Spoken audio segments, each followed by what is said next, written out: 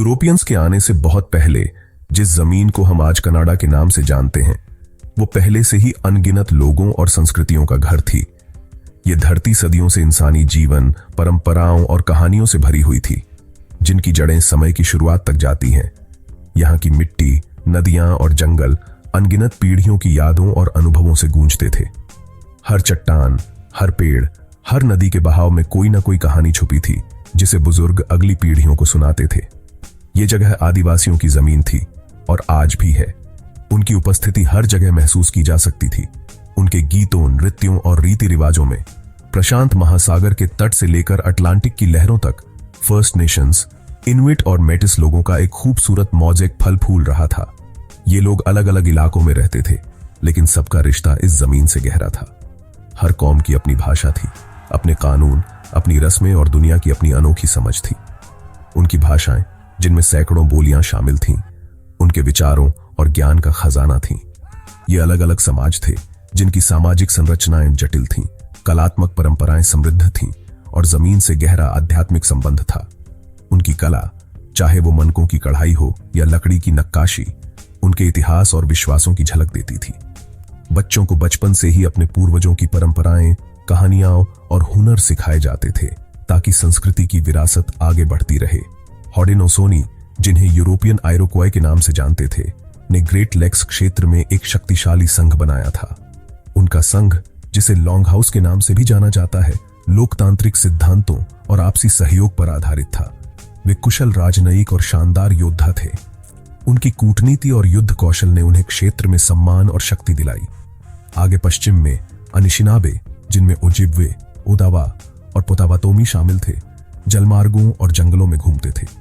उनकी जिंदगी झीलों, नदियों और घने जंगलों के साथ गहराई से जुड़ी थी। मैदानों पर क्री लोग भैंसों का शिकार करते थे।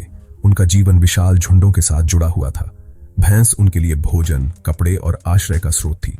शिकारी और गैदरर के रूप में उन्होंने प्रकृति के साथ संतुलन बनाकर रहना सीखा था, जिससे उनकी संस्कृति में गहरी समझ और सम्मान झलकता था। प्रशांत तट के किनारे हायदा, जो अपनी उत्कृष्ट नक्काशी और समुद्री कौशल के लिए जाने जाते थे, उन्होंने अपने घर और अपना जीवन समुद्र की उदारता से जोड़ा था। उनकी नावें और टोटेम पोल आज भी उनकी रचनात्मकता और पहचान के प्रतीक हैं। आर्कटिक में इनुइट पृथ्वी के सबसे कठोर वातावरणों में से एक में फलते फूलते थे। उनका जीवित रहना मानव अनुकूलनशीलता और सरलता का प्रमाण था। बर्फ और ठंड में उन्होंने शिकारी, मछुआरे और कारीगर के रूप में अपनी पहचान बनाई। जमीन, बर्फ और जानवरों के बारे में उनका ज्ञान बेजोड़ था। उन्होंने अपने अनुभवों से सीखा कि कैसे कठोर परिस्थितियों में भी जीवन को बनाए रखा जा सकता है। ये विविध राष्ट्र, प्रत्येक अपनी अनूठी कहानी के साथ, उन सभ्यताओं के निर्माता थे जो पहले यूरोपीय जहाजों के क्षितिज पर दिखाई देने से पहले सहस्राब्दियों तक फली फूली थीं। उनकी सभ्यताएं विज्ञान, चिकित्सा, कृषि और सामाजिक न्याय के अपने अपने रूपों में विकसित हुई थीं। उनकी उपस्थिति, उनकी संस्कृतियां, उनका अस्तित्व एक खाली जमीन की यूरोपीय धारणा को चुनौती देता था, जो लेने के लिए तैयार थी। ये जमीन कभी खाली नहीं थी। ये हमेशा से जीवन, ज्ञान और विविधता से भरी रही है और आज भी है। 1608 का साल उस कहानी में एक नए युग की शुरुआत का प्रतीक है। एक ऐसा साल जिसने इतिहास की दिशा बदल दी। जो आगे चलकर कनाडा बनेगा, उस भूमि की कहानी की एक नई परत जुड़ गई। यही वो साल था जब सैमुअल डे चैम्पलिन ने क्यूबेक में एक फ्रांसीसी बस्ती स्थापित की थी, जिसने सब कुछ बदल दिया।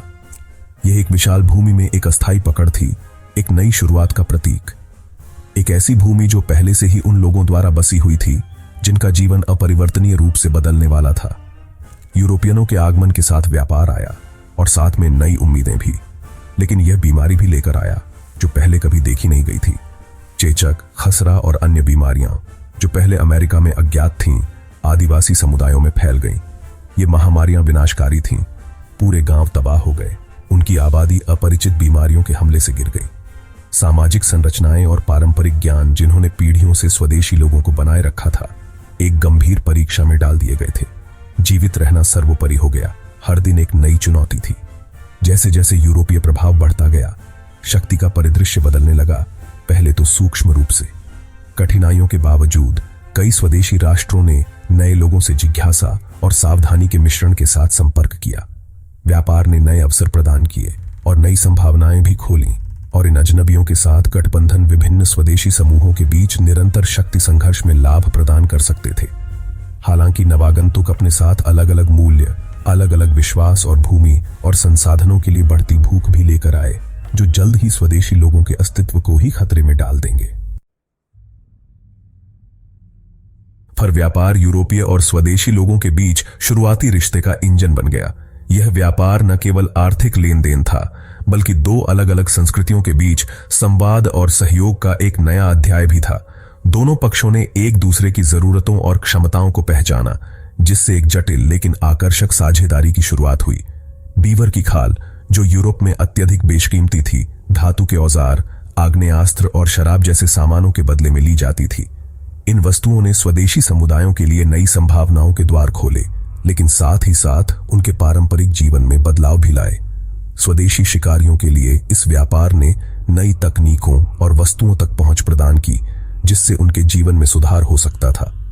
धातु के औजारों ने शिकार और रोजमर्रा के कामों को आसान बना दिया, जबकि आग्नेयास्त्रों ने शिकार के तरीकों को बदल दिया। यूरोपीय कपड़े और अन्य सामानों ने भी उनके जीवन में विविधता लाई।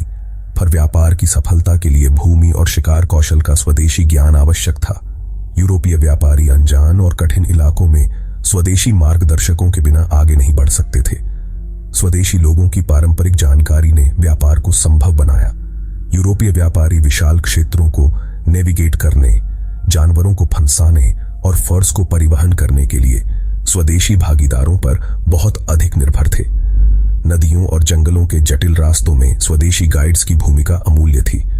उनके बिना व्यापार की यह पूरी प्रणाली टिक नहीं सकती थी।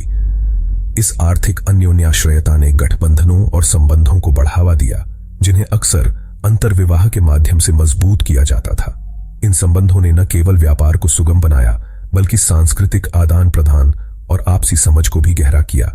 हालांकि फिर व्यापार का एक स्याह पक्ष भी था। जैसे जैसे व्यापार बढ़ा, वैसे वैसे इसके दुष्परिणाम भी सामने आने लगे। साझेदारी की जगह धीरे धीरे असंतुलन और शोषण ने ले ली। इसने यूरोपीय व्यापारिक पदों और वस्तुओं तक पहुंच के लिए होड़ करने वाले स्वदेशी राष्ट्रों के बीच प्रतिस्पर्धा और संघर्ष को बढ़ावा दिया। पुराने गठबंधन टूटने लगे और नए संघर्ष उभरने लगे, जिससे कई समुदायों के बीच तनाव बढ़ गया। शराब की शुरुआत सामाजिक समस्याएं लेकर आई और जीवन के पारंपरिक तरीकों को मिटा दिया। शराब के दुरुपयोग ने कई परिवारों और समुदायों को प्रभावित किया, जिससे सामाजिक ताने बाने में दरारें आ गईं। जैसे जैसे फर्ज की मांग बढ़ती गई, वैसे वैसे स्वदेशी समुदायों पर दबाव भी बढ़ता गया। अधिक शिकार के कारण पारंपरिक जीवन शैली पर असर पड़ा और कई बार लोगों को अपने परिवार और समुदाय से दूर रहकर काम करना पड़ा। कुछ क्षेत्रों में ज्यादा शिकार ने बीवर की आबादी को कम कर दिया, जिससे पारिस्थितिक तंत्र और पारंपरिक प्रथाओं में व्यवधान आया। प्राकृतिक संसाधनों की कमी ने स्वदेशी लोगों के लिए जीवन को और कठिन बना दिया। फर व्यापार की आर्थिक शक्ति यूरोपीय लोगों की ओर बढ़ती गई, जो माल के प्रवाह को नियंत्रित करते थे और व्यापार की शर्तों को निर्धारित करते थे। धीरे धीरे स्वदेशी व्यापारी अपने ही संसाधनों पर नियंत्रण खोने लगे। जो एक साझेदारी के रूप में शुरू हुआ, वह धीरे धीरे शोषण की प्रणाली में विकसित हुआ, जिसमें स्वदेशी लोग तेजी से एक ऐसी प्रणाली में मजदूर बनते जा रहे थे जो खुद से कहीं ज्यादा यूरोपीय लोगों को फायदा पहुंचाती थी। इस बदलाव ने न केवल आर्थिक असमानता को जन्म दिया, बल्कि सांस्कृतिक और सामाजिक स्तर पर भी गहरे घाव छोड़े, जिनका असर आज भी महसूस किया जा सकता है। उत्तरी अमेरिका में यूरोपियों का आगमन केवल व्यापार के बारे में नहीं था, यह साम्राज्य के बारे में भी था। जब पहली बार यूरोपीय जहाजों ने इन अज्ञात तटों को छुआ, तो उनके मन में केवल व्यापारिक लाभ ही नहीं, बल्कि नई भूमि पर अधिकार जमाने की महत्वाकांक्षा भी थी। इन नए आगंतुकों के लिए यह एक ऐसी दुनिया थी जिसमें असीमित संसाधन और रणनीतिक अवसर छिपे थे। फ्रांस और ग्रेट ब्रिटेन सत्ता के लिए वैश्विक संघर्ष में बंद उत्तरी अमेरिका के विशाल संसाधनों और रणनीतिक महत्व को अपनी महत्वाकांक्षाओं के लिए महत्वपूर्ण मानते थे। दोनों साम्राज्य अपने अपने झंडे के नीचे नए क्षेत्रों को जोड़ने के लिए आतुर थे और इस दौड़ में वे किसी भी हद तक जाने को तैयार थे। उनके लिए यह भूमि केवल नक्शे पर एक जगह नहीं थी, बल्कि भविष्य की शक्ति और समृद्धि की कुंजी थी। यह प्रतिद्वंद्विता स्वदेशी भूमि पर खेली गई, जिससे स्वदेशी राष्ट्र उन संघर्षों में शामिल हो गए जो उनके अपने नहीं थे। यूरोपीय शक्तियों के बीच की यह प्रतिस्पर्धा स्वदेशी लोगों के लिए एक नई और जटिल चुनौती बन गई। वे अचानक खुद को ऐसे संघर्षों के केंद्र में पाते हैं जिनका आरंभ और उद्देश्य उनके नियंत्रण से बाहर था। गठबंधन बनाए गए और टूटे, अक्सर समीचीनता और अस्तित्व के आधार पर। स्वदेशी राष्ट्रों ने कभी कभी यूरोपीय शक्तियों के साथ हाथ मिलाया तो कभी अपने हितों की रक्षा के लिए पुराने समझौते तोड़ दिए। यह एक ऐसी दुनिया थी जिसमें दोस्ती और दुश्मनी पल भर में बदल सकती थी। स्वदेशी नेताओं ने अपने लोगों और अपने क्षेत्रों की रक्षा के लिए स्थानांतरण निष्ठाओं के इस जटिल जाल को नेविगेट किया। वे जानते थे कि हर निर्णय, हर गठबंधन उनके समुदायों के भविष्य को प्रभावित करेगा। उनके लिए यह केवल अस्तित्व की लड़ाई नहीं थी, बल्कि अपनी संस्कृति, परंपराओं और भूमि की रक्षा की भी थी। हॉडेनोसोनी संघ अपनी परिष्कृत राजनीतिक संरचना और सैन्य कौशल के साथ विशेष रूप से प्रभावशाली भूमिका निभाई। फ्रांसीसी और अंग्रेजों के बीच शक्ति का नाजुक संतुलन बनाए रखा। उनकी कूटनीति और रणनीति ने उन्हें यूरोपीय शक्तियों के बीच एक निर्णायक खिलाड़ी बना दिया। वे जानते थे कि कब किसका साथ देना है और कब अपने हितों के लिए दूरी बनानी है। उन्होंने रियायतें प्राप्त करने और अपने हितों की रक्षा के लिए अपनी स्थिति का इस्तेमाल किया, लेकिन इन नई शक्तियों के आगमन ने स्वदेशी संबंधों की गतिशीलता को हमेशा के लिए बदल दिया। पुराने गठबंधन और पारंपरिक प्रतिद्वंद्विताएं अब नए संदर्भ में परिभाषित होने लगीं। यूरोपीय प्रभाव ने स्वदेशी समाजों के भीतर भी बदलाव की लहरें पैदा कर दी। यूरोपीय शक्तियों के बीच युद्धों के स्वदेशी लोगों के लिए विनाशकारी परिणाम हुए। इन संघर्षों में न केवल सैनिक बल्कि आम लोग भी प्रभावित हुए। गांव जलाए गए, परिवार बिछड़ गए और कई बार पूरी की पूरी सभ्यताएं खतरे में पड़ गईं। समुदाय क्रॉसफायर में फंस गए, उनके गांवों पर छापा मारा गया और उनके लोग विस्थापित हो गए। कई स्वदेशी परिवारों को अपनी पुश्तैनी भूमि छोड़नी पड़ी और वे अनिश्चित भविष्य की ओर बढ़ने को मजबूर हुए। यह एक ऐसा समय था जब अस्तित्व ही सबसे बड़ी चुनौती बन गया था। 1759 में न्यू फ्रांस की ब्रिटिश विजय में परिणत 7 साल का युद्ध एक महत्वपूर्ण मोड़ था। इस युद्ध ने न केवल राजनीतिक नक्शा बदला, बल्कि स्वदेशी राष्ट्रों की स्थिति को भी गहराई से प्रभावित किया।